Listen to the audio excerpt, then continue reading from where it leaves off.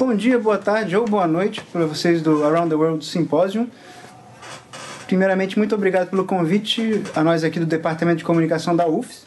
Agradecer especialmente a Sâmia, que, enfim, uma egressa daqui, que está aí na Universidade de Alberta, por fazer essa ponte. E agradecer também pela disponibilidade de aceitar esse painel um pouco convencional que a gente está apresentando aqui, que vai ser quase um programa de TV. E obrigado também aos nossos monitores que estão atrás das câmeras, o Flávio e a Ana, que estão ajudando a gente a montar essa apresentação. Meu nome é Gabriel Menotti, eu vou apresentar acho que primeiro aqui. E eu vou apresentar um pouco, na verdade, de um projeto de pesquisa que está começando. Eu terminei um doutorado agora e estou começando cada vez mais a me interessar pelo que há de espetacular no próprio computador. O software, os programas de computador como forma de cinema. E por muito tempo eu tive dificuldade de encontrar objetos de estudo para essa pesquisa. Eu era muito interessado, por exemplo, nas animações de interface. O sistema operacional do Mac é cheio delas. E de repente, de uns tempos para cá, acho que desde 2009, eu vi que tem uma série de vídeos musicais, de videoclipes, que na verdade são o exemplo perfeito do que eu sempre quis encontrar. Que são pessoas explorando várias possibilidades do computador como uma máquina interativa, como uma forma de linguagem audiovisual. E é o que eu vou estar apresentando aqui hoje. Como eu disse, é uma pesquisa muito incipiente, mas eu espero que dê para vocês terem uma ideia de todas as dimensões e problemas aí que tem por trás dela. E só para começar realmente, eu vou mostrar um exemplo de um desses objetos maravilhosos que eu encontrei, que é um clipe do Young Jake, que é um rapper. E como vocês vão ver, a primeira coisa que é interessante nesse clipe é que ele vai pegar o que seria o quadro convencional da imagem no computador, que é a janela do YouTube, e ele vai subverter completamente isso. Mas vamos dar uma olhada aqui, que o efeito realmente é bem impressionante. E acho que pode ter alguns insights na própria plateia. Demora um pouco para carregar. Ou não carrega.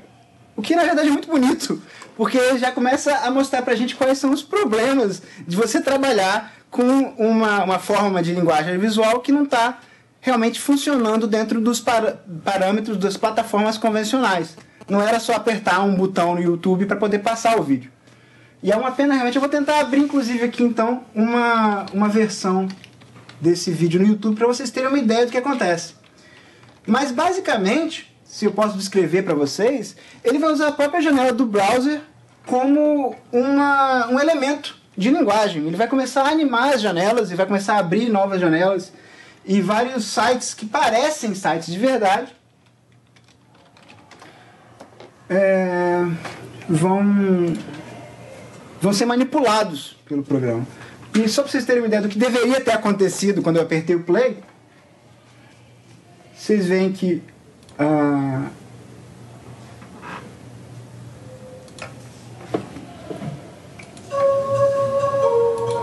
full screen. O vídeo é apresentado dentro de uma janela de YouTube, mas como vocês vão reparar, toda essa página está sendo animada como parte da obra. As views aqui, elas vão subindo, porque afinal é um elemento da página que está sendo animado. E, enfim, e conforme o rapper vai falando certas coisas, porque ele está falando da distribuição da música dele na internet, enfim, vão acontecendo 1 milhão de coisas. Novas janelas vão abrindo, vai abrindo o Pirate Bay, vai abrindo o Facebook, vai abrindo o Tumblr.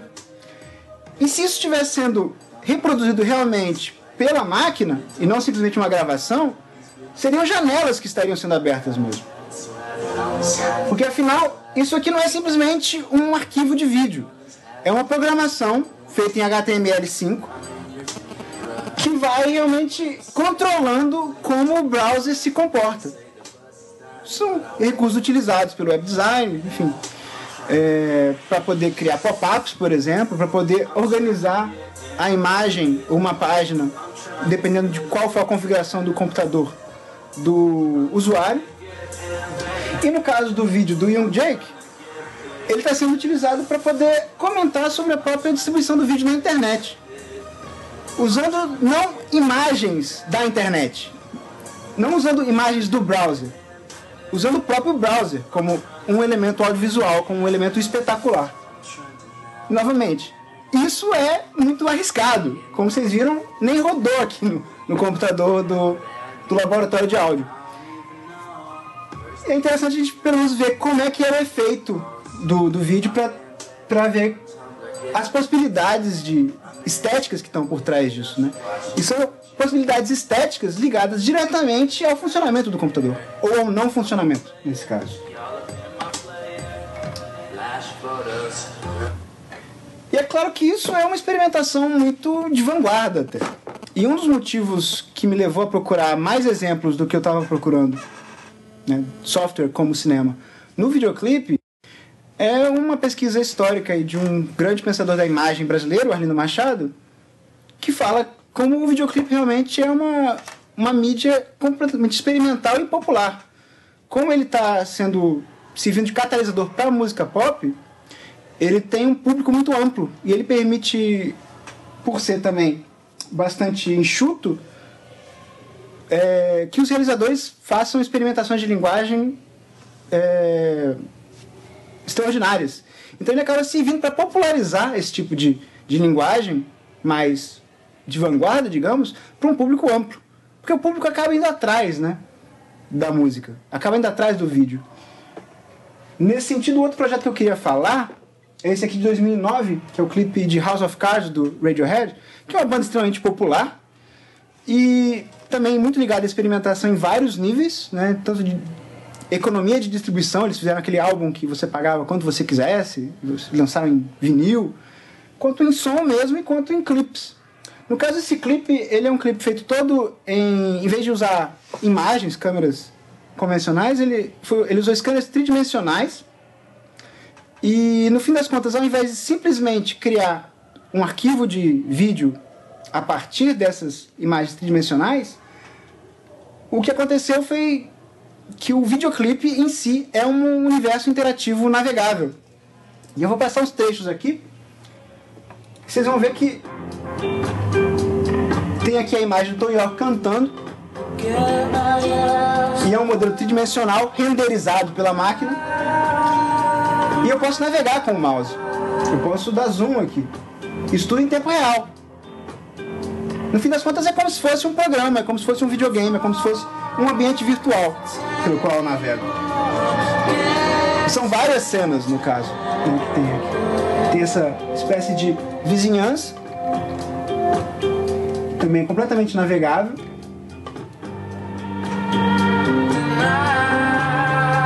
E acaba sendo um espaço imersivo, ao mesmo tempo em que a música está sendo reproduzida.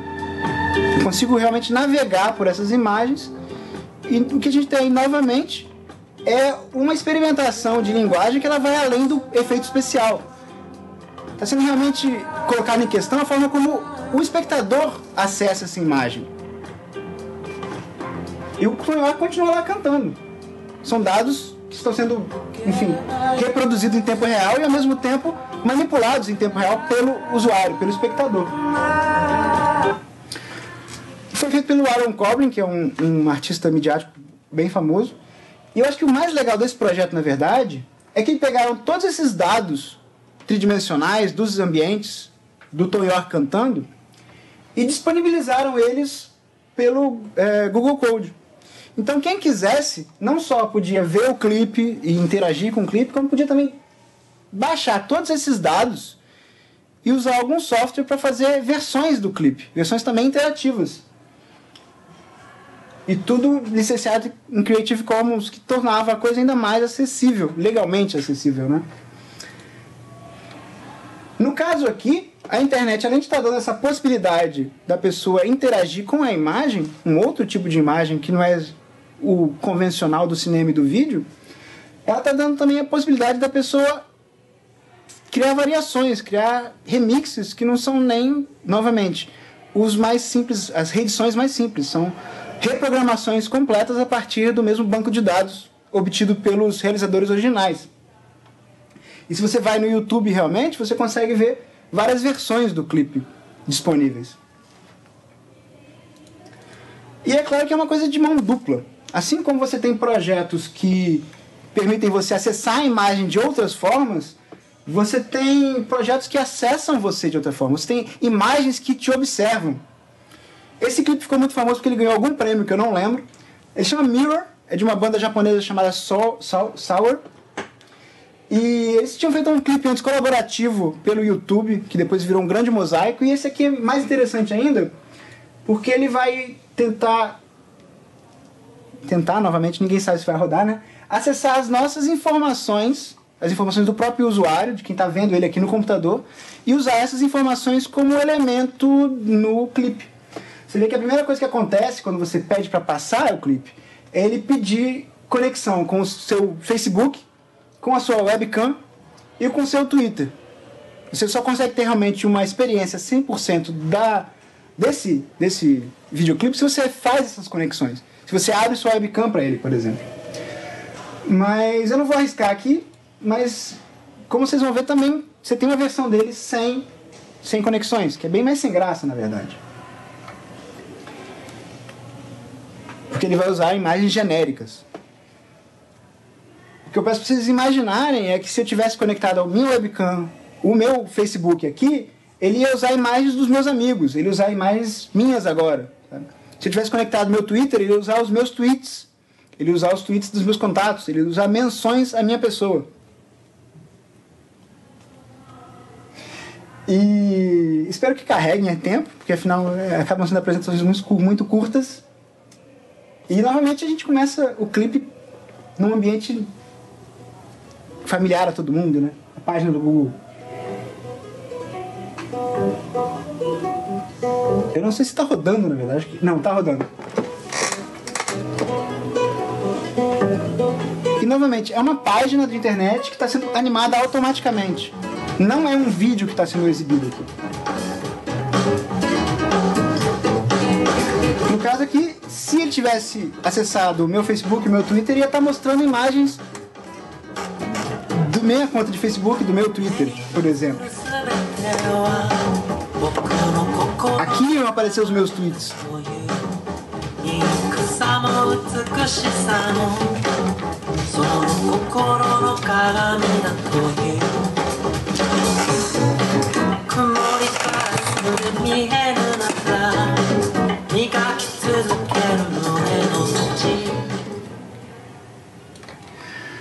Eu não tenho tempo de mostrar aqui também, mas um outro clipe desse mesmo tipo que ficou famoso foi de uma música do Arcade Fire. O clipe chama The Wilderness Downtown. E ele acessava, na verdade, você entrava sua vizinhança onde você nasceu e ele acessava o Google Maps e começava a criar animações com os mapas da sua vizinhança. Como a gente está meio curto de tempo aqui, eu só queria então finalizar aqui apontando para alguns caminhos ou algumas, enfim, leituras simbólicas desses videoclipes que usam o próprio browser, que usam programação para acontecerem. Eu acho que, em primeiro lugar, é interessante notar uma diferença entre essa produção e uma produção mais convencional de clipes. O próprio Arlindo Machado ele aponta como o clipe de música ele trabalha muito em cima de descontinuidade, de uma percepção talvez influenciada pelo controle remoto, pela televisão e pela quantidade de programas que vão sendo enfim, alternados muito rapidamente pelo próprio espectador. O que me parece é que esses novos clipes eles fazem o contrário, eles vão mostrar uma continuidade, eles vão reafirmar a continuidade hipermidiática da internet. Eles mostram que apesar de ser tudo muito diferente, sabe, você ter várias páginas, acho que o do Young Jake talvez seja o melhor para ilustrar isso, você tem várias páginas, todas elas são conectadas pelas mesmas coisas, sabe? Por exemplo, pela imagem do cantor aqui, do rapper no caso. E você também, o usuário está imerso nisso.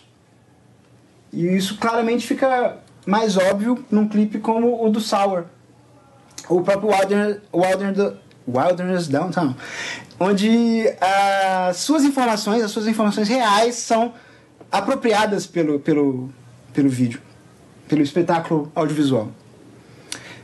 O interessante disso, em termos técnicos, políticos e econômicos, é que esses clipes não existem de verdade de outra forma. Quando você tem uma gravação deles aqui, você está perdendo muito do que realmente eles causam no seu computador, da impressão que eles te causam quando você realmente vê o seu browser dançando, digamos. E isso é interessante porque ele impede o espectador, eu ou você, de movermos a própria imagem. Quando tem um vídeo de YouTube, a gente pode muito bem gravar ele, enfim, baixar de certas formas e gravar num CD e talvez apresentar numa sala de aula. Mas esses vídeos aqui não. Esses vídeos, no fim das contas, para realmente serem apresentados em toda a sua potência, eles precisam passar com a internet ligada e precisam, enfim, é quase uma performance do seu computador que acontece em tempo real. E, obviamente, isso cria relações muito intensas entre o que é a imagem e o que é a plataforma. No caso, um dos grandes promotores desse tipo de videoclipe, inclusive do próprio Wilderness Downtown, é um projeto do Google chamado Chrome Experiments, que eles usam para promover a linguagem HTML5 e promover também o browser Chrome, que é um dos poucos que roda HTML5 100%, ou pelo menos rodava em 2009.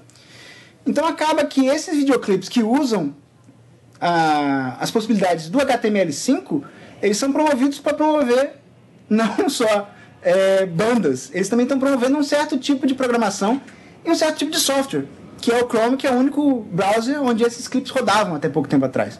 Se você tentar no Internet Explorer, você vai ver que não é tão simples assim. Na verdade, nem no Chrome, como vocês viram, funciona sempre. E nesse sentido é interessante a gente pensar como é que esses novos tipos de imagem também causam novas configurações socioeconômicas e políticas, e relações talvez bizarras entre realizadores audiovisuais e empresas de software, algumas delas gigantes. E é isso que eu tenho por hoje. Muitíssimo obrigado pela atenção e vamos agora aos próximos participantes aqui da UFES. Olá a todos. Bom, meu nome é Daniela Zanetti, eu sou professora aqui do Departamento de Comunicação Social da Universidade Federal do Espírito Santo. Bom, eu vou apresentar um pouquinho das minhas pesquisas atuais, o que eu venho desenvolvendo desde que eu cheguei aqui na universidade. Eu queria também, inicialmente, agradecer a oportunidade, né, de estar participando desse simpósio mundial, bacana a ideia. E, bom, o título, né, seria assim, da minha apresentação é Conteúdo Audiovisual na Internet. E preocupada, assim, com a questão das narrativas contemporâneas, então, nesses ambientes. Esses estudos comecei mais ou menos uns 2 anos atrás, e a minha curiosidade era entender um pouco como que esse contexto da convergência midiática, tecnológica, ele influenciou no modo de produzir e consumir audiovisual, produtos audiovisuais. Claro que você tem aí uma quantidade enorme de material audiovisual, que inclui material jornalístico, publicitário, artísticos, enfim. Mas, então, inicialmente, nós nos concentramos em alguns tipos de produtos, né? Inicialmente, então, eu vou apresentar para vocês um pouco da minha pesquisa inicial, que foi sobre ambientes ou plataformas que disponibilizam vídeos produzidos por pessoas ou grupos, né, coletivos, artistas das periferias e também especificamente sobre as periferias. Na verdade, isso resultou da minha tese de doutorado, que era justamente sobre a produção sobre a produção audiovisual das periferias, né, o que a gente chamaria de cinema das periferias. E durante essa pesquisa eu percebi que a internet era muito utilizada para divulgação desses trabalhos. Então, era muito utilizada tanto pelos próprios festivais, pelas mostras de filme, né, dedicadas a esse tipo de produção, quanto também para divulgar as próprias instâncias de produção, ou seja, os coletivos, os grupos, as instituições que trabalham com essa ideia de inclusão audiovisual. Então, todo esse conteúdo você encontra facilmente na internet. Mas sim, significando por isso também uma importante porta de entrada para esse universo, porque bem sabemos que como há uma quantidade grande de material, de vários tipos de materiais, produtos de conteúdos na internet, para encontrá-los também não é tão fácil assim. Você precisa mais ou menos saber que caminhos tomar para você encontrar, né, o que você procura, o que você está em busca. Então, inicialmente, esse material das periferias, eles funcionam também, dos vídeos das periferias, do cinema da periferia, eles funcionam também como canais que, de certo modo, legitimam essa produção. Ao mesmo tempo que aglutina, agrega essas produções, sob também sob uma certa denominação, eles também legitimam esse trabalho, né? Tá sempre, de certo modo, criando, então, os caminhos para você identificar esses vídeos, esses trabalhos, esses filmes, enfim. Um exemplo desse tipo de portal, de plataforma, seria essa Quinoicos, que, inclusive, tem como slogan audiovisual popular, acesse e compartilhe. Na verdade, é uma espécie de um tipo de uma rede social criada, e como o nome diz, audiovisual popular, né? Ela foi criada, então, de modo que os próprios realizadores do audiovisual e as instituições, né, que produzem esses filmes, que eles tivessem acesso a esse portal, pudessem livremente se inscrever, né, e inserir seus trabalhos. Então, é um grande banco de vídeos, muito interessante. Você pode fazer uma busca por nomes de diretores, você pode fazer uma busca por temas, ou por localização, né, geográfica, uma busca geográfica, ou também por instituições, né, instituições que produzem ou trabalham com inclusão audiovisual no Brasil. Minha pesquisa também ela está vinculada mais ao contexto brasileiro. Bom, também os trabalhos aqui, resultados desse tipo de que você encontra nesse tipo de portal, de plataforma, elas também resultam de oficinas, que a gente chama também de oficinas de inclusão audiovisual, e que estão espalhadas para o Brasil todo, né? Principalmente assim, em comunidades periféricas, né? Favelas, enfim. E no Rio de Janeiro, em São Paulo, isso é muito, muito mais forte, bastante presente e tal. Bom, uma outra plataforma também que é interessante nesse sentido, que ela é resultado inclusive de um festival chamado Visões Periféricas, é o canal Miradas, a rede Miradas, né? Que está vinculado a esse festival, que já é um festival de Visões Periféricas, acontece no Rio de Janeiro todos os anos, desde 2007. Então ele também está preocupado em apresentar produções que normalmente surgem então desse contexto da produção popular do audiovisual, né? Então você tem aqui também uma série de vídeos que você pode assistir também numa plataforma que eles mesmos criaram. Você não é direcionado, por exemplo, para o YouTube. Isso é interessante também. É interessante também porque é uma forma de dar reconhecimento também a esses produtores, né? Esses novos realizadores que estão adentrando no universo do audiovisual. Então, essa é uma parte. E que em seguida da pesquisa, em seguida, então, me fez querer investigar, então, outros tipos de materiais que, embora que se dividem, eu diria assim, que se dividem em duas categorias, né? Umas que são aqueles que migram da televisão ou do cinema, mas que migram da televisão, né, para a internet, para a web, e daqueles outros que, de certo modo, surgem, digamos assim, ou nascem ou com características mais específicas no contexto do ambiente da internet. Um desses produtos seria o que a gente chama de webséries, que também, por um lado, herda muito da própria televisão. Mas antes de eu só continuar falando um pouquinho das webséries, dizer só um pouquinho dos autores com que a gente trabalha na pesquisa, são vários, claro, mas vou citar só alguns que nos ajudam a nortear um pouco a fundamentação teórica, né?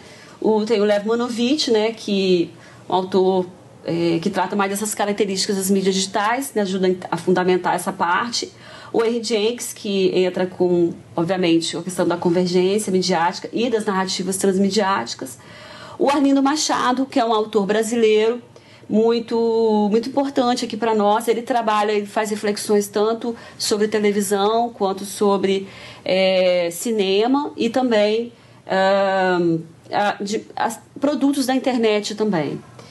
Tem um outro autor, que é o Roger Laferla, que é um professor da Argentina. Ele tem um livro também muito interessante chamado Cine e Digital, que também tem contribuído para a gente fazer algumas reflexões, pensando aí num cinema que também vai se transformando a partir das ferramentas digitais e que desenvolve, ou que está mais preocupado também com uma questão artística, né? Digamos assim. Também temos outros autores de referência. Por exemplo, se eu trabalho com as webséries, também vou buscar referências em autores que trabalham ou que já refletiram amplamente sobre televisão, produtos de televisão, né? Para eu poder fazer um comparativo. Mas, enfim... voltando à questão das webséries, então, que depois se tornou um dos objetos de investigação, nós temos aqui, novamente, também com a pesquisa, nós procuramos trabalhar mais com as webséries brasileiras, né? Nós sabemos que o mercado norte-americano é bastante rico nisso, ele já tem, inclusive, a gente pode até falar de uma tradição, mesmo que tendo poucos anos, né, digamos assim, de cultura digital, mas ele já tem uma tradição na produção de webséries. Eles, inclusive, os Estados Unidos possuem, inclusive, festivais dedicados a isso, premiações dedicadas a produtos desenvolvidos só para a internet. Então, por isso eu me dediquei mais o que no Brasil tem sido feito em relação a isso. Então, nós notamos algumas características interessantes também, como que, por exemplo, um produto como esse, que é uma websérie brasileira chamada E Você, traz aspectos muito similares, por exemplo, às narrativas de alguns seriados televisivos brasileiros voltados para o público jovem, né? Então a gente percebe essa semelhança com as narrativas da televisão. Um outro produto que, além das webséries que também nós viemos estudando, são os videoclipes, porque é sabido que o videoclipe foi um dos produtos da televisão, que nascem com a televisão e que migram para a internet de um modo muito bem sucedido, né? O videoclipe é um dos produtos mais vistos na rede. E também a gente vem estudando como que então ele se transforma, ele se potencializa na rede como instrumento de marketing, como instrumento de divulgação não só da música, como do artista, enfim, né, do produto musical, né? E, claro, também observamos na nossa pesquisa como que aqui no Brasil os videoclipes mais populares não são somente os grandes hits mundiais, internacionais, né? Mas também são os artistas populares e alternativos, independentes, que aqui criam seus videoclipes, às vezes até de forma artesanal, mas que conseguem uma grande audiência na internet. Nós temos conseguido, então, levantar dados interessantes com essas pesquisas, temos feito com alunos de graduação aqui na universidade, e que normalmente nos possibilitam, então, ter uma visão um pouco mais ampla desses novos objetos culturais, vamos dizer assim, desses conteúdos culturais. E o nosso próximo passo agora, essa pesquisa que nós vamos dar continuidade, vamos investigar sobre web documentários e também webséries para o campo da publicidade. Então, esses outros dois tipos de materiais que nós vamos começar a se aprofundar, a estudar mais. Bom, por enquanto é isso. A gente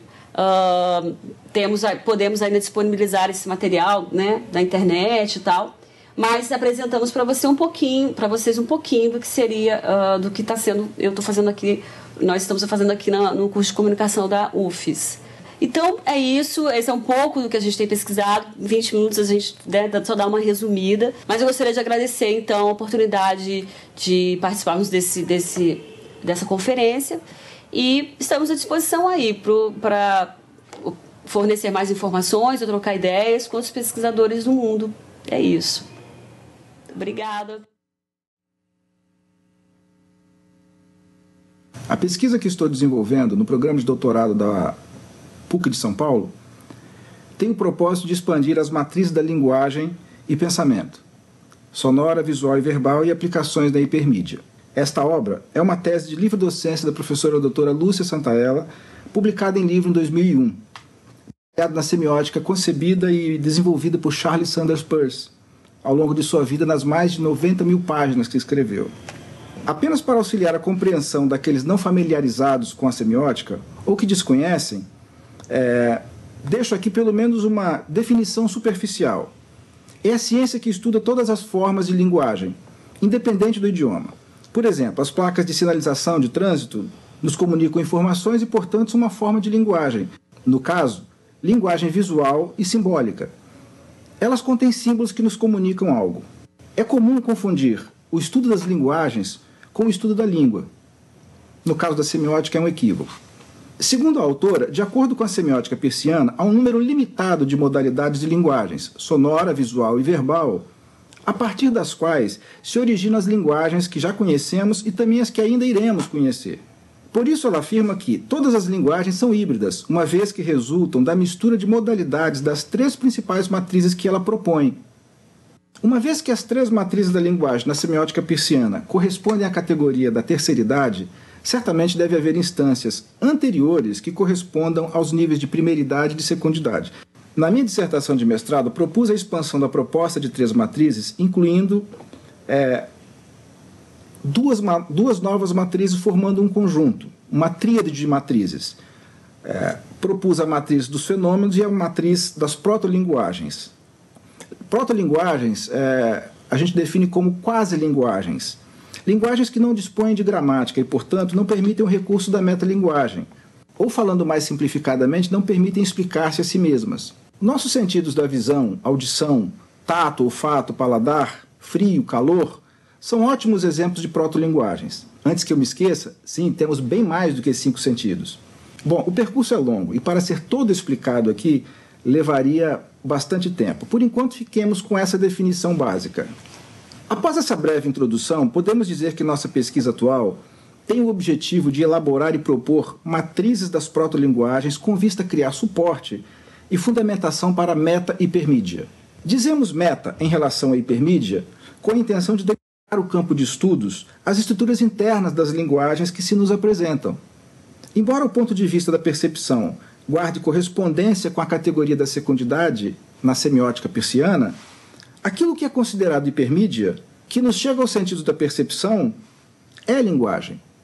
Nosso objetivo, portanto, é elaborar e propor diretrizes para a elaboração de objetos hipermediáticos que maximizem o uso do espectro sensível dos sentidos da percepção humana e dos próprios recursos digitais. Isso implica no estudo de um amplo leque de objetos hipermediáticos. Contudo, definimos nosso interesse em 3 pontos. No formato de áudio digital com alta definição, no estudo de padrões para a publicação de artigos e livros em meios eletrônicos, no estudo de padrões e características para a produção de audiovisual de caráter didático e instrucional. Esta apresentação de hoje compreende apenas a pesquisa que resultou num método de conversão de arquivos de áudio para alta definição. Em primeiro lugar, não se trata de criar um formato de arquivo ou padrão de compressão de dados, um algoritmo como o MP3 ou OGG, por exemplo, mas de processar áudio capturado de discos de vinil, de fitas cassete, de fitas VHS, de CDs, com o objetivo de produzir um arquivo de áudio com alta definição, que permita uma reprodução sonora de alta qualidade. Com a difusão do formato de áudio compactado MP3, melhor dizendo, MPEG 2 Layer 3, o compartilhamento de música, o comércio de música em suportes físicos, vinil e CD, por exemplo, sofreu um grande revés. As tentativas de se criar um formato de áudio com alta definição de áudio baseado em outros suportes, por suportes eu quero significar suporte físico, discos, cassetes, né? Foram criados o DVD áudio e o SACD, ou Super Áudio CD. Este último, com incrível qualidade sonora, mas o aparelho reprodutor custava muito caro. E a mudança de suporte significaria para colecionadores do mundo inteiro a aquisição de álbuns neste novo formato, cujos discos começaram a ser comercializados por preços incrivelmente altos. Certamente isso contribuiu para a sua quase morte prematura. Mais recentemente foi criado o Blu-ray áudio, usando como suporte o disco Blu-ray. Os formatos DVD áudio e SACD, Super Áudio CD, estariam extintos se a indústria não tivesse criado aparelhos reprodutores de Blu-ray, ou BRD, compatíveis com esses formatos criados anteriormente, DVD áudio e SACD. Isso deu uma sobrevida a estes formatos e a gente consegue encontrar vários discos nesses formatos para adquirir. Mas a política de lançamento de álbum nestes formatos é precária, de modo que colecionadores do mundo inteiro ficaram restritos ao único suporte físico ainda comercializado em todo o mundo, que é o CD de áudio. Numa época em que vemos a imagem digital, fotografia, se desenvolver cada vez mais, a captação, edição e reprodução de vídeo em alta definição se desenvolver a passos largos, é realmente triste ver o tratamento que é dado ao áudio. Ao que parece, a indústria fonográfica internacional não tem o mínimo interesse na implantação desses formatos. Detectando essa lacuna, a indústria fonográfica japonesa, tentando zelar por um forte mercado consumidor interno, criou um procedimento de remasterização e denominou de SHM-CD, ou Super High Material CD, que é um CD de áudio nos padrões em que conhecemos, contendo álbuns de música de vários tipos remasterizados. Isso causou grande sensação entre colecionadores do mundo inteiro, ao ponto de alguns álbuns de tiragens limitadas chegarem a custar no eBay $250, um único CD. Mas a qualidade ainda ficava restrita aos padrões do CD. Como então seria possível que pudessem soar com melhor qualidade sonora se continuava sendo o mesmo CD fabricado industrialmente do mesmo jeito? Então fomos comparar e analisar CDs lançados neste formato SHM com seus equivalentes não SHM. Realmente, havia um ganho de qualidade sonora significativo. Alguns álbuns relançados ficaram com excelente qualidade, confirmando comentários variados de colecionadores sobre a audição de trechos antes perdidos na mixagem. De fato não estavam perdidos, mas eles consideravam assim, inaudíveis. Como não houve nenhuma mudança no padrão industrial de fabricação do CD, conforme o The Red Book, norma ISC 908 e 60.908, só se pode atribuir tal ganho de qualidade a algum tipo de remasterização ou reprocessamento digital.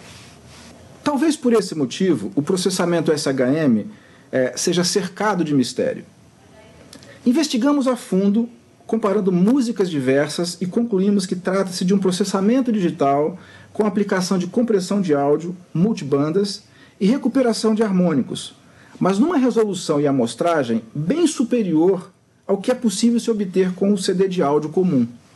Comparando imagem com som, para facilitar a compreensão, assim como na definição de imagens temos a quantidade de pixels e a profundidade de cor de cada pixel para determinar a qualidade de uma imagem, no áudio nós também temos a menor parte do áudio, que é o quanta, que equivale ao pixel, ou a menor parte de um som gravado.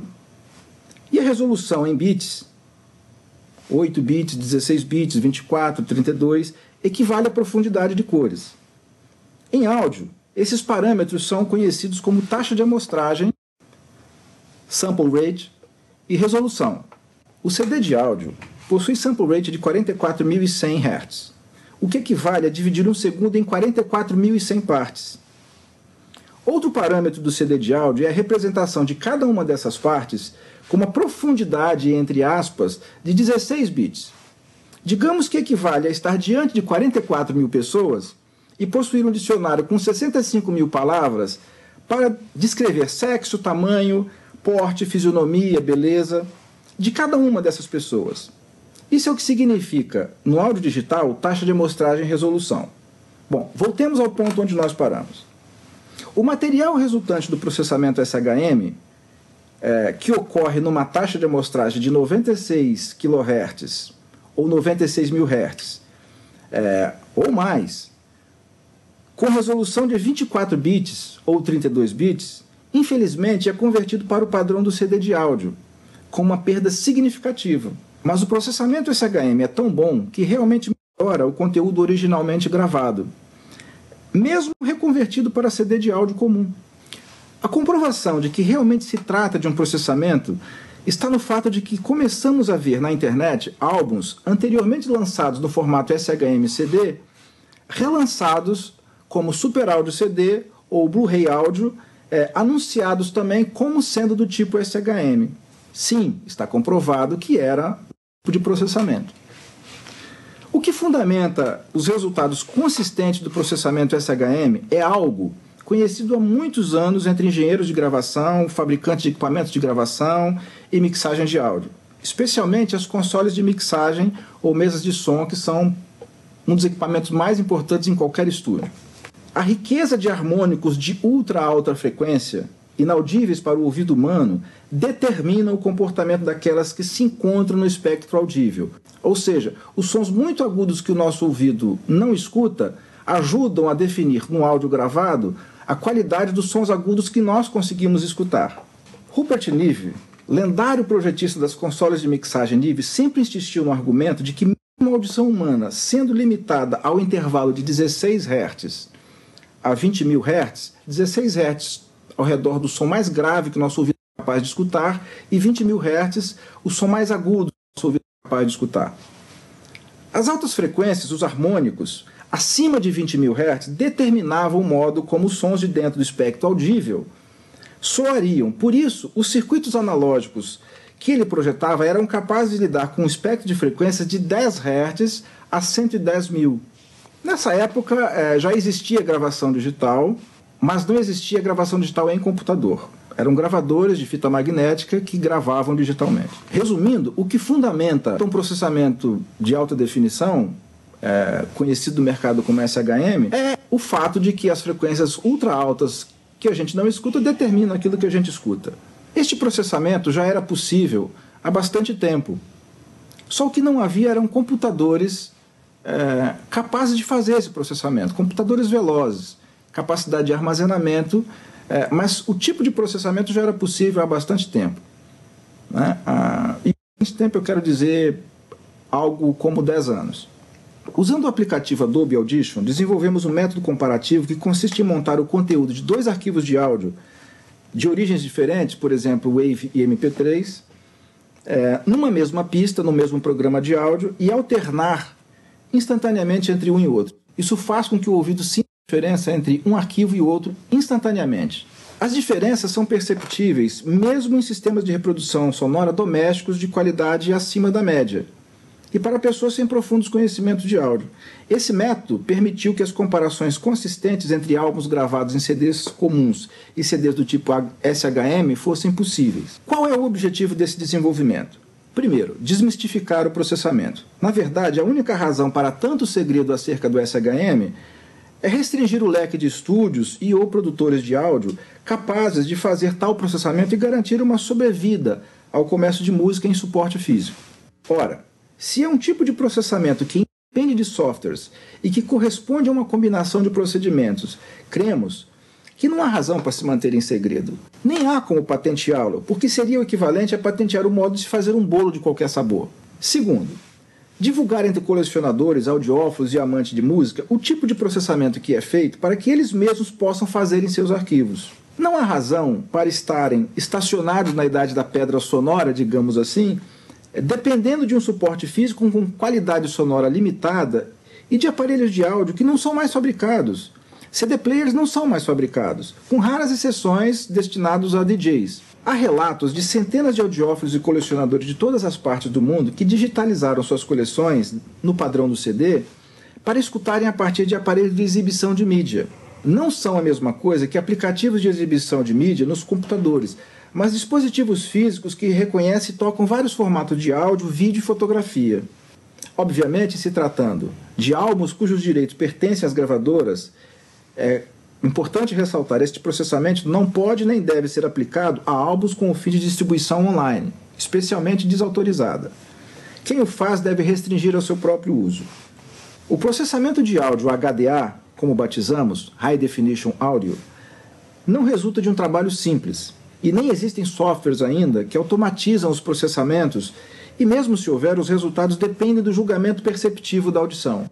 Por outro lado, com as instruções, qualquer técnico de som ou de gravação entenderá como fazer e poderá ajudar colecionadores de todo o mundo a aprenderem, pois é necessário apenas paciência e rigor na execução do método e o uso dos softwares adequados. Então descreva agora o tipo de processamento que é aplicado. Não vou exemplificar aqui o áudio processado, porque no momento em que ele é transmitido pelo streaming, ele muda de qualidade, ele vai ser empacotado num formato de dados comprimido e é inviável fazer uma demonstração, além do que não podemos controlar como cada pessoa vai ouvir isso. Então, invalidaria a exibição se alguém escutasse o exemplo num alto-falante de celular, de tablet ou de notebook. Isso faz com que a gente evite uma má interpretação do que estamos fazendo, porque é impossível escutar nesses alto-falantes minúsculos desses aparelhos a qualidade sonora que nós estamos conseguindo com o processamento. É necessário ressaltar que o processamento foi testado exaustivamente com arquivos no formato WAV 16 bits, 44.000 Hz, o padrão dos CDs de áudio. Os testes com aplicação em arquivos comprimidos produziu resultados decepcionantes. Não adianta simplesmente pegar um arquivo OGG, MP3, WMA e salvar como WAV. Isso não modifica o conteúdo. É o mesmo que tentar gravar o conteúdo de uma fita cassete em um CD de áudio e achar que, por estar num CD de áudio, o som gravado melhorou. Então, descrevendo o procedimento. Em primeiro lugar, nós pegamos o arquivo de áudio em formato descompactado, originário de um vinil, fita cassete, VHS ou mesmo CD, e convertemos para digital, se já não estiver no meio digital. Aplicamos neste arquivo um procedimento de normalização ajustada para menos 3 dB. Normalização significa limitar, ajustar o arquivo, aplicar ganho até que as partes mais altas estejam com menos 3 dB. Em seguida, aplicamos compressão infinita, hard limiting, limitando os picos a menos 3 dB, novamente, tendo o cuidado de não somar limitação com ganho, resultando em um programa clipado e saturado. Se a origem for um disco de vinil, claro que será preciso aplicar antes um processamento para reduzir cliques e pops. Segundo, convertemos esse arquivo para uma amostragem de 96 kHz e resolução de 24 bits e salvamos em WAV já neste padrão, WAV BWF ou Broadcast Wave Format. Em seguida, deve ser aplicado um processamento para recuperação de harmônicos dentro do próprio Audition, com bastante moderação. É um recurso conhecido como mastering.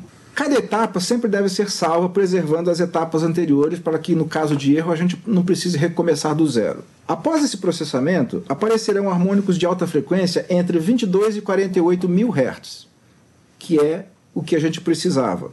Eles são a condição básica para todo o processamento subsequente acontecer. Antes da etapa seguinte de equalização, deve ser avaliado se o conteúdo requer aplicação de compressão multibandas, que é o resultado que mais fascina os colecionadores e amantes de áudio, e que aumenta seletivamente o ganho das partes mais baixas de uma gravação.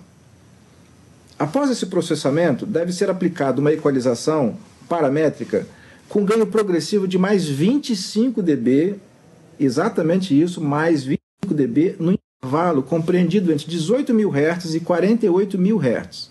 É uma faixa de frequência que nós não escutamos. Se necessário, é preciso aplicar o procedimento de normalização novamente, mantendo as ondas em menos 3 dB. Terminado esse pré-processamento, nós aplicamos um procedimento de hard limit, ou seja, uma compressão infinita novamente, limitando a menos 6 dB, ou seja, diminuindo o ganho. A onda mais alta, o sinal mais alto em qualquer parte dessa trilha inteira deve ter menos 6 dB, para que na etapa de processamento qualquer pico não acabe estragando a gravação inteira. Agora temos uma conversão digital analógica e analógica digital, ou seja, nós temos um procedimento que converte digital para analógico e de analógico para digital. O arquivo deve ser exibido num gravador digital de áudio, como por exemplo H4 ou H2 da Zoom, Q3, há várias marcas e modelos disponíveis. Deve ser exibido num gravador digital e gravado em outro gravador digital, sempre exibindo em 24 bits 96 e gravando em 24 bits 96. No meio do caminho deve estar um processador de áudio conhecido como recuperador de harmônicos. Uma das marcas e modelos muito famosas no meio dos estúdios de gravação é o Aphex Aural Exciter. A gente vê aí.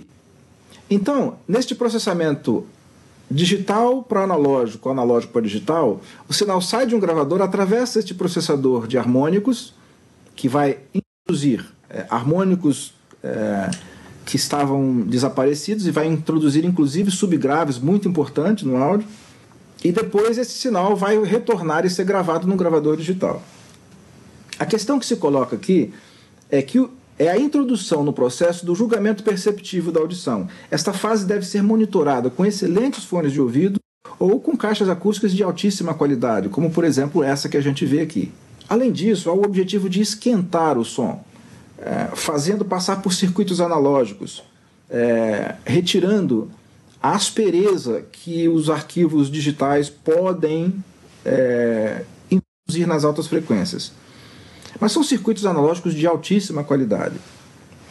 Enfim, enquanto um gravador exibe o arquivo pré-processado, o outro grava o áudio processado analogicamente.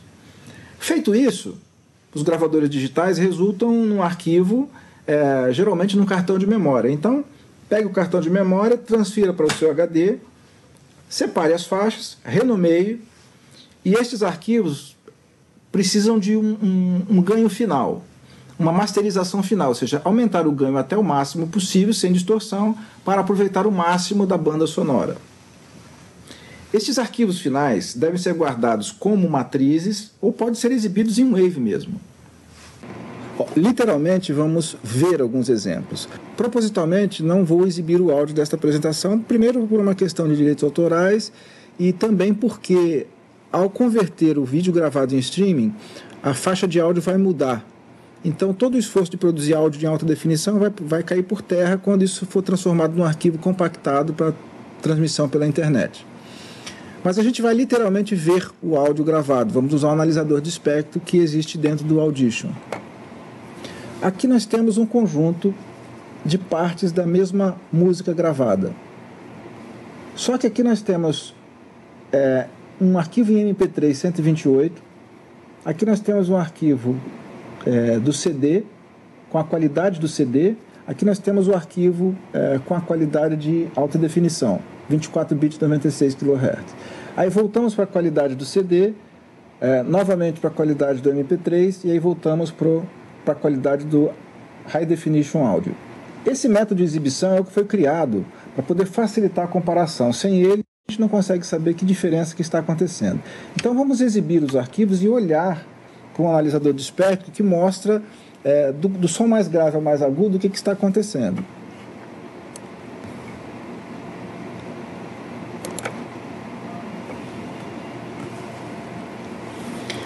Então, primeiro está tocando o arquivo MP3. Notem que de 17 kHz a 44.000, 48.000 não há nada praticamente. Agora muda para o arquivo do CD. Notem que passa a existir uma faixa maior aqui, de 18 a 22.000.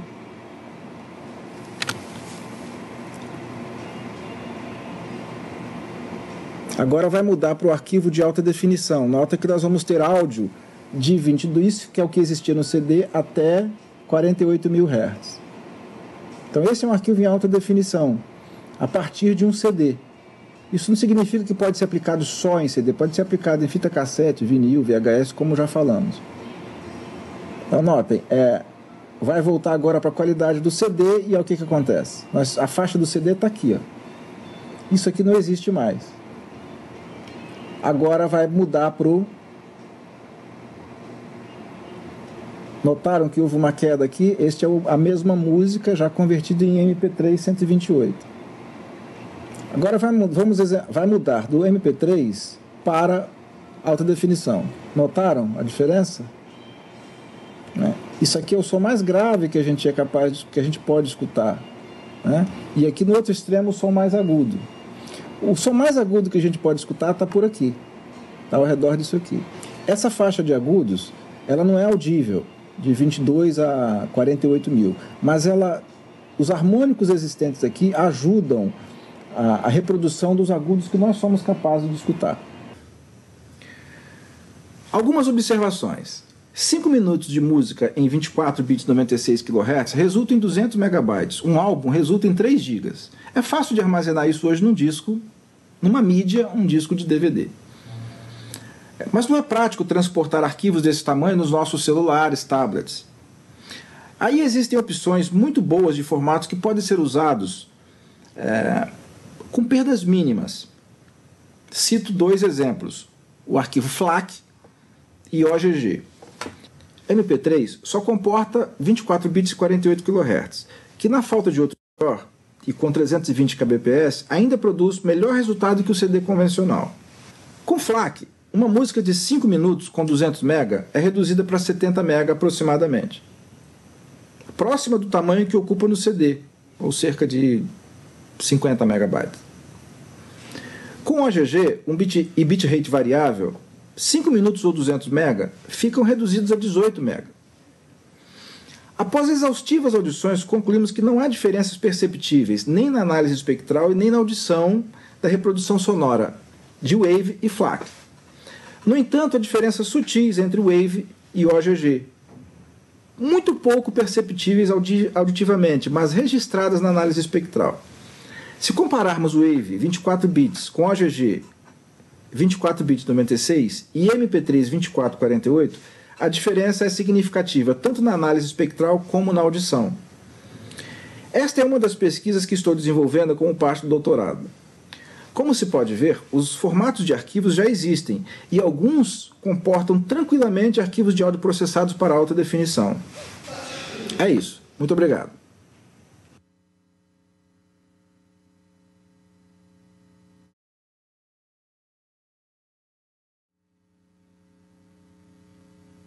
Meu nome é Fábio Gouveia, sou professor do Departamento de Comunicação da Universidade Federal do Espírito Santo, um dos coordenadores do Laboratório de Estudos de Imagem e Sepultura aqui dessa universidade, e que desenvolve pesquisas de extração de dados e análise de dados na internet e outras fontes de armazenamento de dados. Hoje, a minha pesquisa está gerando no aperfeiçoamento e aplicação, principalmente do software de visualização, o ImageJ, baseado em Java, e mais específica, a macro, já desenvolvida pelo Centro de Estudos do professor Lev Manovich, que desenvolveu a linguagem, a macro ImagePlot, que serve para gerar mecanismos de visualização de bancos de imagem. Na nossa pesquisa, que está já em desenvolvimento, estamos com um dataset específico sobre os cartões postais da cidade de Vitória, tentando criar um processo de visualização das imagens dos cartões postais da cidade de Vitória, que é a capital aqui do estado do Espírito Santo, para a gente conseguir gerar um mecanismo de visualização sobre o mapa da cidade, para que a pessoa possa compreender como foi e como se deu o aparecimento e o desaparecimento de determinadas regiões da cidade, com regiões importantes para a vista, para os postais, para os cartões postais, áreas que antes eram muito visitadas, hoje serem fotografadas, hoje já não tem importância, e outras áreas que nem existiam, né, no início do século XX, hoje são áreas extremamente importantes. Este primeiro movimento está acontecendo no sentido de entendermos um funcionamento desse software e aplicarmos esta tecnologia já desenvolvida aos nossos estudos. O segundo passo da pesquisa será a aplicação da ferramenta de visualização de dados a banco de dados maiores. Apesar desse banco de dados ser um dado irrelevante, são cerca de 1.000 imagens, todas já digitalizadas, mas a intenção é trabalhar com bancos de imagem ainda maiores, como bancos de imagens do cotidiano da cidade, bancos de imagens do jornalismo diário da cidade. Então, esse será o nosso próximo passo. Para produzir este banco de imagens, então, uma pesquisa que está em processo de início de trabalho, coleta. Então, primeiro aqui, eu vou explicar aqui os estágios de coleta dos dados. Então, esse primeiro momento, coleta de dados, vai se dar com imagens dos 2 principais jornais do Espírito Santo, que são o jornal A Gazeta e o jornal A Tribuna. Nós vamos fazer um processo de extração dessas imagens, ou via imagens disponíveis na rede, na internet, ou via imagens que serão digitalizadas a posteriori desses 2 jornais. Um dos exemplos que nós usamos para poder produzir esta visualização dos jornais, das imagens, principalmente das fotografias dos jornais, é um trabalho desenvolvido já pelo professor Márcio Emílio dos Santos, lá da Universidade Federal de Juiz de Fora, que fez como dissertação a análise de todas as capas da revista Veja de início até o ano de 2012.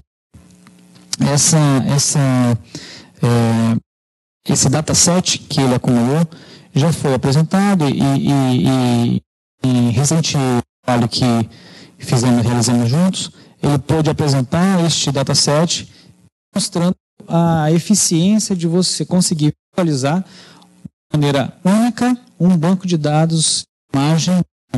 Então, enxergar a imagem por meio da imagem e não necessariamente ver a imagem a partir da descrição da imagem. Essa é a grande diferença. Uma outra diferença de usar essas ferramentas, softwares específicos para visualização de bancos de imagem, é que você consegue produzir uma visualização de modo a observar a imagem integralmente no contexto total. Então, é entender o todo pela parte, mas conseguir enxergar as partes, conseguir ver as capas especificamente.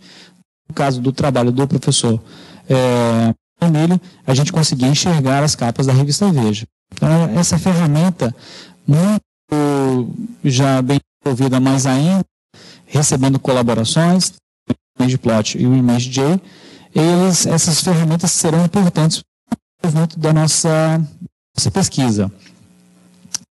Nós vamos fazer, aproveitando esta metodologia já testada e aplicada e em funcionamento, lembrando que o professor Márcio foi orientado pelo professor Cícero Inácio, que é pesquisador próximo do Bonovitch, é associado, está junto com ele na construção do software, na construção de dispositivos de visualização.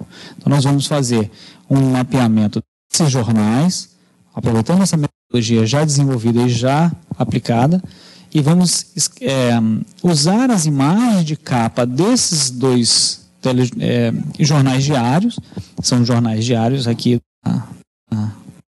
são os 2 mais importantes, para tentar perceber as nuances das imagens das imagens escritas a partir de descritores formais, mas as imagens descritas e apresentadas a partir de uma análise específica da própria imagem, por padrões, por exemplo, de cor, de textura, de saturação e matriz. É importante entender a imagem a partir da sua essência. Esse levantamento com os 2 jornais permitirá uma comparação e comportamento dos 2 jornais e também uma comparação com o cotidiano fora dos jornais. Então, tentando entender como que uma outra narrativa, que nós consideramos já em trabalhos anteriores de narrativa monstro, como que esta narrativa feita pelo cotidiano das pessoas, como ela também é, em grande parte, conduzida pelas imagens. Então, quais são as imagens produzidas no cotidiano das pessoas, que elas produzem fora das redações dos jornais e independente das redações dos jornais, e como é o cotidiano que o jornal transmite a partir das suas imagens, principalmente da imagem mais importante, que é a imagem da capa, a imagem da primeira página, a principal fotografia do jornal em cada um desses dias. Então, recapitulando, nós vamos fazer primeiro uma avaliação, uma análise para poder aplicar as imagens dos cartões postais de Vitória, um mapa, quase um trabalho didático para apresentar o desenvolvimento e a operação da cidade ao longo do século XX. E depois vamos aplicar esta mesma metodologia em imagens do cotidiano. Então, esses dois movimentos mostram um pouco essa tendência do laboratório de trabalhar não apenas com elementos extração de dados de maneira mais estrita, da extração de dados da internet ou do mining, mas também tentar compreender a fotografia e entender como que essas ferramentas podem nos dar outras alternativas de enxergar grandes séries de imagens. Por exemplo, as imagens históricas de uma cidade, tentando compreender como que a iluminação da cidade influenciou, por exemplo, nas construções, é influenciada, por exemplo, pelas construções que essa cidade tem, como que os espaços foram ocupados e como que esses espaços geraram tonalidades, cores, sensações e que provavelmente influenciam no nosso modo de viver e de vivenciar a cidade. Então, esta já pensando numa aplicação, mas apenas do ponto de vista de uma especulação. Não há ainda nenhum tipo de resultado concreto que este âmbito específico a ser trabalhado com imagens dentro do laboratório, do LABIC, ele está ainda em processo de início de trabalho.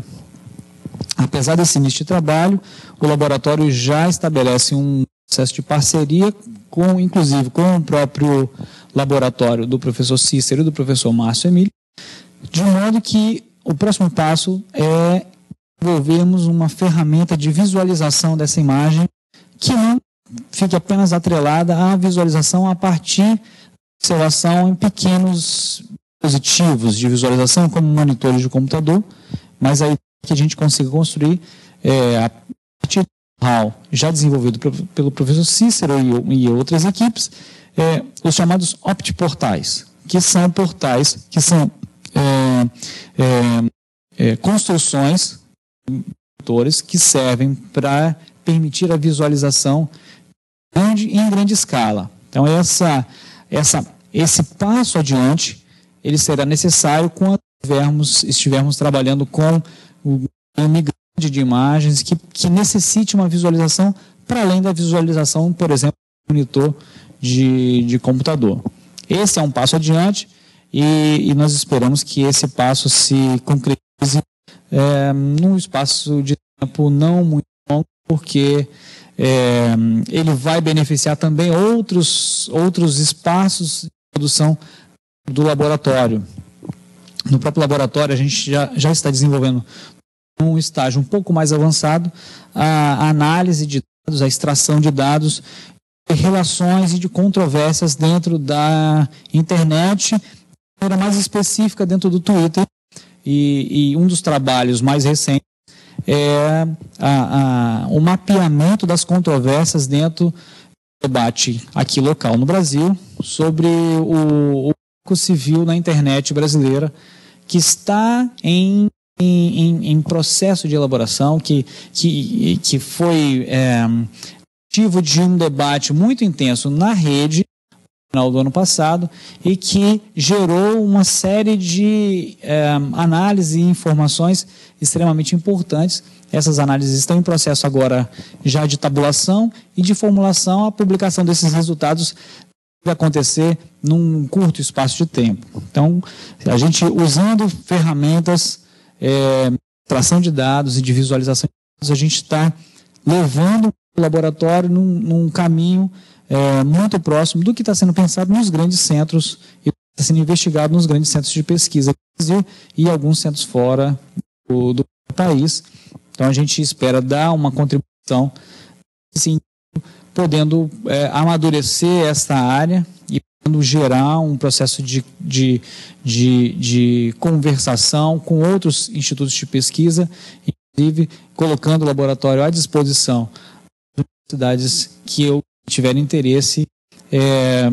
Podem entrar no nosso site, labib.net, que os nossos datasets que estão em trabalho, estão em processo de elaboração, estão disponíveis para colaborar com a pesquisa de outros institutos, de outros pesquisadores, de outros professores, de outros alunos, outros estudantes que queiram trabalhar com o nosso dataset. Eles têm total liberdade para entrar em contato com a gente, para que possa acumular a nossa experiência, mas também para trazer contribuições que possam nos ajudar naquelas questões que nos ainda são caras e que estamos trabalhando. É um processo de construção que está ainda na sua fase inicial, ainda temos resultados, posso dizer assim, resultados satisfatórios, porque entendemos que esse é um campo que está em franco desenvolvimento, mas podemos dizer que estamos caminhando num sentido muito rápido e passos largos, e essas as parcerias que nós temos realizado com todas as equipes aqui que estão próximas a nós dentro da própria universidade, também já com algumas relações, principalmente as relações estreitas com a Universidade Federal do Rio de Janeiro, a partir dos laboratórios do Media Lab, lá da professora Fernanda Bruno, e o Henrique Antum, do Cybercult. Então, esses principais laboratórios, eles estão em sintonia com o que a gente está desenvolvendo e no sentido de encontrar respostas satisfatórias para esta questão, com dados, com muitos dados. Como apurar essa quantidade de dados, tal qual o professor Lev Manovich coloca num dos seus artigos mais recentes, como comparar 1 milhão de imagens. Então, essa é uma questão importante, e com a nossa produção de imagens e produção de dados cada vez mais possível de ser rastreada, de ser mapeada, todos passamos a ter essa possibilidade de questionamento e, claro, espero que a gente consiga encontrar respostas para essa questão, como fazer a comparação, como fazer o estudo, a investigação, uma quantidade de dados muito grande, né? Este é um passo que o laboratório pretende dar num percurso que a gente está apenas começando a percorrer. Eu agradeço a todos do evento, espero que a gente tenha aí um evento durante essas 24 horas com a melhor qualidade e com os melhores resultados possíveis, que a gente possa fortalecer ainda mais as parcerias. Obrigado e até mais. Well, thank you. Thank you very much to the Universidad Federal do Espírito Santo, and especially thanks to Gabriel Menotti, Daniela Zanetti, Julia Martins, and Fabio Gouveia, who pre-recorded these talks, and we're especially thankful that you subtitled them when you could. It's unfortunate that English is the language of this symposium, so we really appreciate your helping with this. We hope the next symposium, that we can figure out a way to make this really multilingual, not just multinational. I was fascinated to see the visual work you were doing, especially I worked a lot in text analysis, but I loved the last speaker, the sort of analyzing postcards and everyday images, and the attention to the visual. And I hope that this is the beginning of a collaboration. That we have a lot to learn from you.